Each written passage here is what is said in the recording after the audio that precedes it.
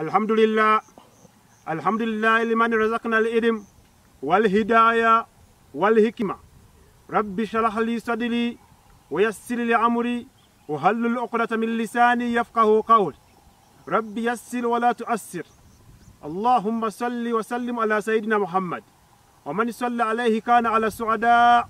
فاللهم صل وزد وبارك على سيدنا محمد صلى الله عليه وسلم. رب يسر ولا تؤسر وتمم بخير. السلام عليكم ورحمة الله وبركاته. Omusomo gwaffe olunaku olwaleero gugenda kutambulira ku nsonga omusanvu.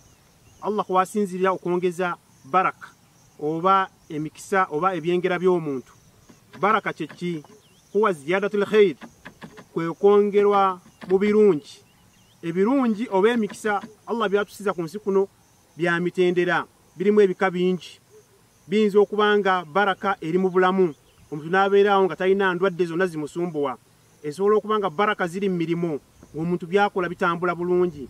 Baraka esobola okubeera mu famire, ng'omuntu alina enkolagana ne mukyala we n'omwami we n'abaana be. Baraka esobola okubeera mu b'eŋŋanda, ng'omuntu akwatagana bulungi n'ab'eŋŋanda ze.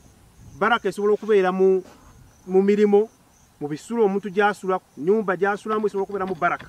Emirimu gy'akola, mu mikwano gye, mu miriraano. Tugenda kutunuulira nsonga ky'omusanvu z'olina okwekwatako Allah okwongera ku riziki yo, Allah okwongera ku baraka yo. Tugambye nti baraka huwa ziyadatul khair, kwe kwongerwa mu birungi oba okwongerwa mu mikisa. Y'ensonga lwaki tugamba tabaraka wa ta'ala, ayina agaba baraka ali omu Allah. Y'ensonga lwaki buli twogera tugamba Allahu tabaraka wa ta'ala, Allah nannyini mikisa, nannyini birungi, nannyini riziki. Ensonga omusanvu tugenda okwogerako olunaku olwaleero, nga singa muddu wa Allah gwandaba naawe wampuliriza, bw'onaabanga ozeekutteko, Allah ajja kuyisa mu mbeera ey'akanyigo, mu mbeera ey'akatubagiro, mu mbeera ey'akatyabaga, ekosa abangi naddala ensangi zino.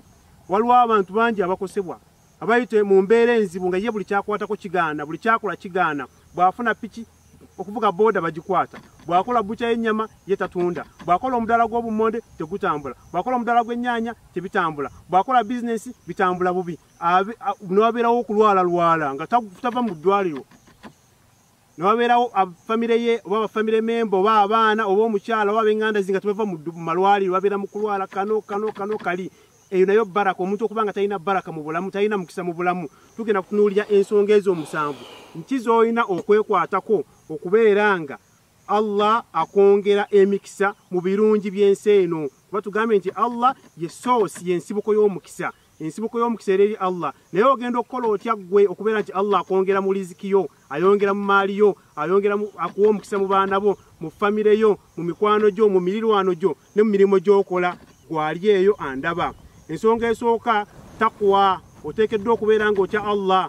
Naye onakyotya Allah kubanga baimaamu bangi, abawalimu bangi mizikiti babeera bayimira bagamba badwa Allah, mutya Allah, mutya Allah, mutya Allah. Naye takwa ogenda kukyotya Allah. Okutya Allah birina kubeera mu afaali, mu bikolwa. Bikolwa ki byogenda okukola okutya Allah? Okutya Allah si kusaala kwokka, si kusiiba kwokka.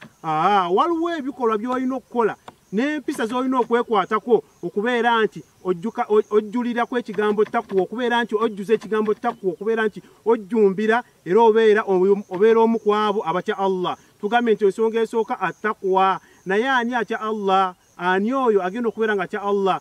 Nga Allah batugamba surati Bakara, laisa libirra an tuwallu wujuhakum qibala al-mashriq wal maghrib, nti obutuukirivu tebuli kwoyo ayolesa ekyenyi, tebuli eri abo aboolesa ebyenyi byabwe ebuvanjuba n'obugwanjuba. Kyategeeza mu kibula obutuukirivu tebuli eri abo abasaala. Ge makulu ga aya eyo. Obutuukirivu tebuli eri abo abasaala, wabula obutuukirivu buli eri abo man amana billahi, abatya Allah, wa malaikatuhu, ne bakkiriza ne bamalayika be, wannabiyina, ne bakkiriza n'ababaka ba Allah.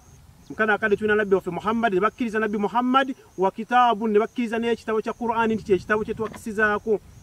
Buli omukkiriza oteekeddwa okukkiriza nti Qur'ani kyekitabo ekitukuvu ekyava eri Allah kyeyassa ku mubaka Muhammad sallallahu alaihi wasallam. Okikkiriza otya? Kwe kubeera nti ogoberera era n'ogondera era n'oteeka mu nkola bye kitulagira. n'oteeka mu nkola n'omubaka sallallahu alayhi wasallam byayogera, abo be bakkiriza. N'agamba mu maaso ga aya nti wa ata almaala ala hubbihi, mukkiriza y'oyo akwata mu maali ye, akwata mu Allah byamuwadde ku lw'okwagala kwe.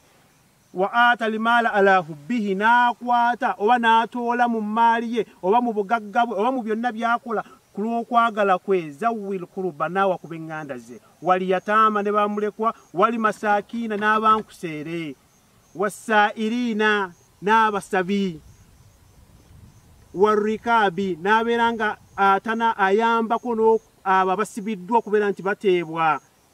Baddu ba Allah twegendeeze nnyo amakulu g'ekigambo ga aya eno nti omukkiriza y'oyo si y'oyo asaala obusaazi, wabula y'oyo akkiriza Allah, nakkiriza omubaka we, nakkiriza bamalayika, nakkiriza ebitabo bya Allah byassa mukana kade tulina Qur'ani, n'ateeka mu nkola Nabbi Muhammad byagamba, n'ateeka mu nkola ebyo yawandiikibwa mu Qur'ani bagambye saala, siiba, yambala bulungi, weeyise bulungi, tobba, tolimba, tolyaza amaanya, tokola ki, ebyo byonna n'obeera ng'obikkiriza, oyo ye mukkiriza. Waliwo abantu ng'asaala naye ng'ebikolwa ebirala mufu nnyo, ng'asaala swigida, empale yazitema, ebirevu byebirevu, enkofiira, atava mu makanzu, naye nga mu bikolwa ebirala mubi nnyo ng'abantu bamwewuunya, yanyaga, yalyaza amaanya, yabba, yalimba, yatemerera, yayenda. Oyo si ye mukkiriza. Bagambye nti obukkiriza si kwe kubeera nti oyolekeza ekyenyi kyo eri mashariki oba magaribi, kitegeeza okubeera nti oyolekeza ekyenyi kyo ekibula n'osaala. Nedda, obukkiriza kwe kukkiriza Allah n'omubaka we ne bamalayika, n'otwali mu maali Allah gy'akuwadde, n'oyamba abatalina, abanaku, bamulekwa n'ab'eŋŋanda zo,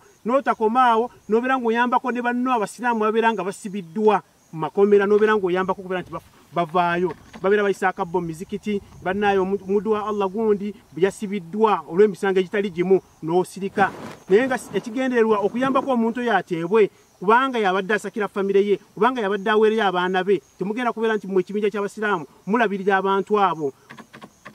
So ke makulu g'obukkiriza n'agenda mu maaso ng'agamba wali mufuuna bi ahadihimu, n'abo abatuukiriza endagaano zaabwe iza ahadu, bwe babanga balagaanye. Omukkiriza y'oyo bw'okola endagaano n'ogituukiriza, bw'obaako obweyamo bonna bw'oteesiteesi ne munno mu bizinensi, mu mirimu, n'otuukiriza endagaano. Allah n'agenda maaso n'agamba waswabiriina, n'abagumiikiriza. Omukkiriza oteekeddwa okubeera omugumiikiriza mu buli mbeera, mu mbeera ey'olutalo, mu mbeera ey'akanyigo, mu mbeera ey'obwavu, mu mbeera ey'obulwadde, mu mbeera ey'okusobagana kwonna. Kuyinza okuba ku mirimu ng'emirimu tekitambula bulungi, mu makaago ne banneibabo nga waliwo ebitatambula bulungi, n'obeera omugumiikiriza, n'otapapa nnyo, n'otayaayana, naye gwe buli ekiguddeko oddukira mu kakiiko, oddukira wa chairman, oddukira ku poliisi, oddukira mu bantu babataase, n'otabaamu na bugumiikiriza. Omukkiriza ateekeddwa okuba ng'alina akalombolombo ka swaburo, ng'ateekeddwa okubeera omugumiikiriza, kubanga Allah ateekawo embeera etunyigiriza ng'atugezesa alabe ensonga tunaazikwata tutya. Bwe nnaamugezesa n'ebyenfula ne bidobonkana, agenda kubba, agenda kutunda bubi, agenda kulyaza amaanya, agenda kulimba, agenda kunnimbisa. Mulimu n'ogosanga ng'alayira wallahi ebintu byalinnye, wallahi batuseera, n'osanga owa boda ng'alayira olw'amafuta agalinnye, n'alinnyisa ebisale by'ebintu, n'alinnyisa omuwendo gw'entambula, abatakisi nti wallahi embeera yalinnye, ne bongera musingi 1,000 mu mafuta, n'olamula abantu mutwalo wabadde watambulira olugendo lw'15,000. Ti wallahi ebintu byakyuse, ebintu byeyongedde, gwe n'olinnyisa nnyo kubanga Allah ataddewo embeera ey'akanyigo. Omukkiriza ateekeddwa okuba omugumiikiriza, ate n'abanga atambula n'embeera obutakalubiriza balala. Oyo ye mukkiriza Allah gwatugamba. Tuli ku kigambo takuwa nti ebimu ku byongera ku riziki y'omuntu oteekeddwa okuba ne takuwa. Tuli mu kutematema takuwa kyeki, bwe butasaala bwokka, bwe butasiiba kwokka, wabula okubeera nti otola mu maali Allah gy'akuwadde ng'oyagadde, n'oyamba abatalina, toogedde ku busaa'iriina abasabi.